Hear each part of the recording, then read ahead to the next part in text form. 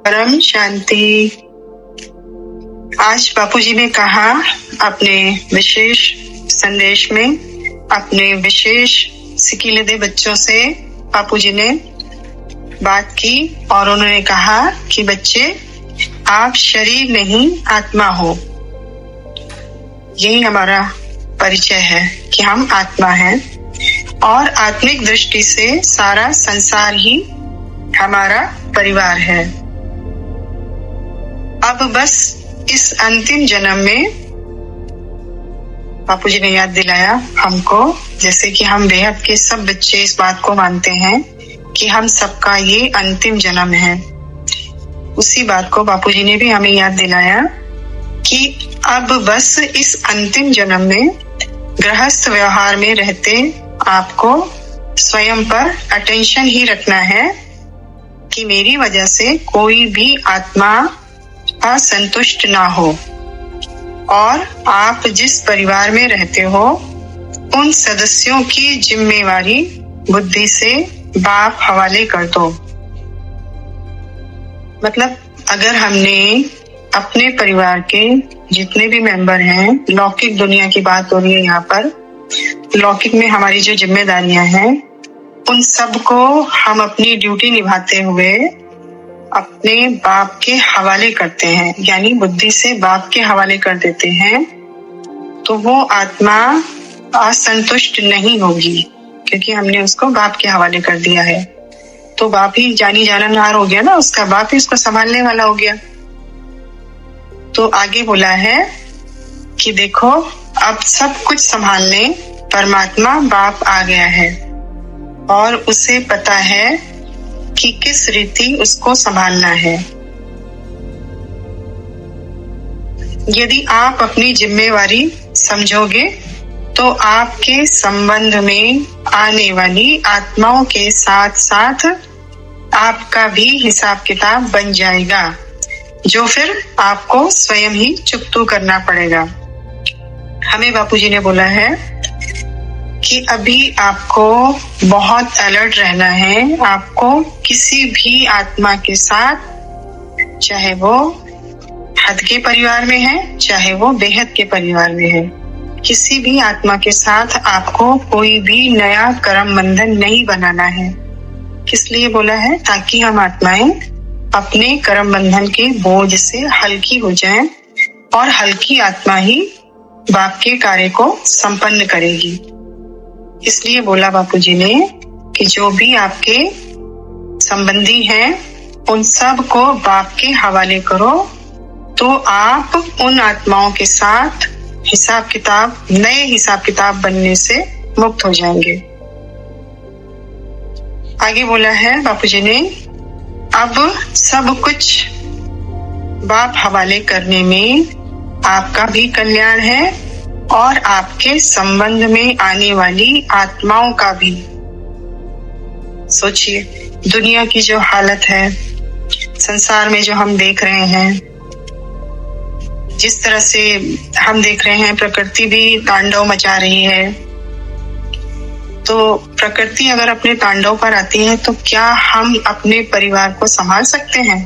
अगर हम अपनी बुद्धि से संभालना चाहें तो नहीं हो सकता। हमारे साकार शरीर की एक लिमिटेशन है, तो हम अपने परिवार के लोगों को नहीं संभाल सकते।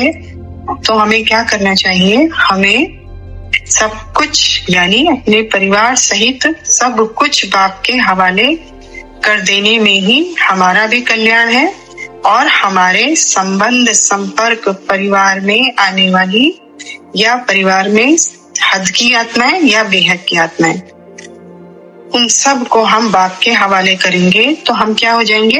हम निश्चिंत हो जाएंगे कि संभालने वाला कौन है?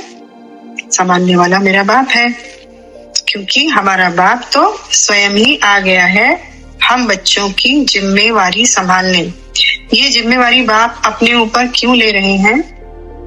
क्योंकि बच्चों को बाप हल्का करना चाहते हैं कि बच्चे अपनी जिम्मेवारियों से मुक्त हो जाएं और जो बाप का कार्य है, जो बाप का संकल्प है, जो विश्व महापरिवर्तन का लक्ष्य है, उस काम को उस जिम्मेवारी को बच्चे संभालें। बेहद के जो महापरिवर्तन होने वाला है, इतना बड़ा पूरा यहाँ से लेके पूरा मल्टीवर्स तक का जो परिवर्तन होना है पूरे विश्व का, उस जिम्मेवारी में बच्चे लग जाएं और लौकिक जिम्मेवारियों से मुक्त हो जाएं। तो फिर आगे बापूजी कहते हैं कि आपका बाप स्वयं आ गया है, आप बच्चों की जिम्मेवारी संभालने। फिर बार बार सोच सोच कर क्यों भारी हो जाते हो? ये कौन से बच्चे भारी होते हैं? जो बाप के हवाले अपनी जिम्मेवारियों को नहीं करते, वो बच्चे सोच सोच कर भारी होते हैं। अब क्या होगा, अब कैसे होगा?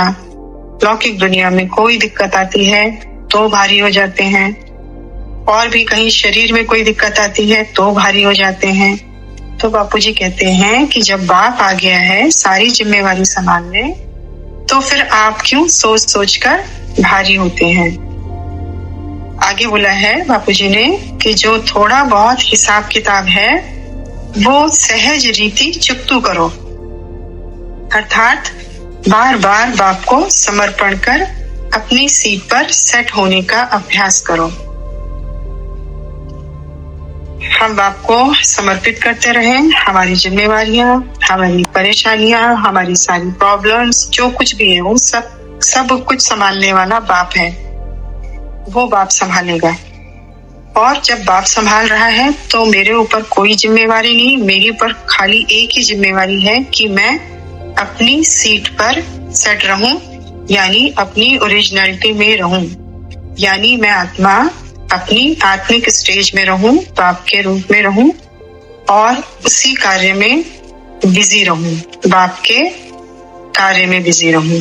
बाप का कार्य मतलब विश्व परिवर्तन का कार्य, परम शांति की वाइब्रेशन से पूरे मल्टीवर्स तक एक एक कण में परम शांति और परम प्रकाश भरने का अभ्यास। इसी सीट पर हम सेट रहें। आगे बोला है, अब अपना हिसाब किताब मत बनाओ। यह ना हो कि समय परिवर्तन हो जाए और आपको पश्चाताप करना पड़े। अब बस समय परिवर्तन हुआ कि हुआ, इसलिए बच्चे इस समय सबसे अधिक जरूरी है अपनी एक रस अर्थात शांत चित्त स्थिति में स्थित रहना। हमारी एक रस स्थिति क्या है? जब मैं आत्मा अपनी आत्म स्वरूप में हूँ, बाप के रूप में हूँ, अपनी ओरिजिनलिटी में हूँ, तब मैं एक रस स्थिति में हूँ, तब मैं शांत चित्त स्थिति में हूँ और इसी अवस्था में मुझे रहना है। यही मेरी सीट है और इस सीट को मुझे किसी भी कारण से छोड़ना नहीं है, चाहे कुछ भी हो जाए। देखो बापूजी ने हमें बिल्कुल फ्री कर दिया है कि किसी भी तरह की लौकिक जिम्मेवारी, अलौकिक जिम्मेवारी, उन सब जिम्मेवारियों से आप मुक्त हो जाओ और अपनी सीट पर सेट रहो। और आपको अपनी सीट किसी भी कारण से नहीं छोड़नी है, चाहे कुछ भी हो जाए। मतलब हम देख रहे हैं ना, दुनिया में किसी भी तरह का कोई भी दृश्य हमारे सामने आ सकता है, तो कितना भी अच्छा दृश्य है और कितना भी प्रकृति के तांडव का दृश्य है या कुछ भी है, किसी भी तरह की कोई भी दृश्य हमारे सामने आए तो भी हम अपनी सीट से ना उतरे, हम अपनी सीट पर सेट ही रहें। किसी भी कारण से हमारी सीट हमें नहीं छोड़नी है, चाहे कुछ भी हो जाए। देखो बच्चे, एक रस स्थिति मतलब आपकी बाप समान स्थिति है। कितने प्यार से बापूजी ने इसको क्लियर किया कि एक रस स्थिति मतलब बाप समान स्थिति। इस स्थिति में जब हम स्थित होते हैं तो हमारे साथ कौन होता है? बाप साथ है ही है। मतलब जब हम योग लगाने के लिए या किसी भी कारणवश संकल्पों में हमारे आता है क्या, क्यों, कैसे, ऐसे, वैसे, कब। अगर ये शब्द आते हैं हमारे संकल्पों में, तो हम संकल्प क्या है? संकल्प आत्मा की शक्ति है और संकल्पों से ही दुनिया बनी, संकल्पों से ही दुनिया सुधरनी है, दुनिया का, पूरे विश्व का कल्याण होना है। और संकल्प हमारे क्या है? एक सिर्फ परम प्रकाश और परम शांति। यही एक महासंकल्प है जिससे विश्व का कल्याण होना है।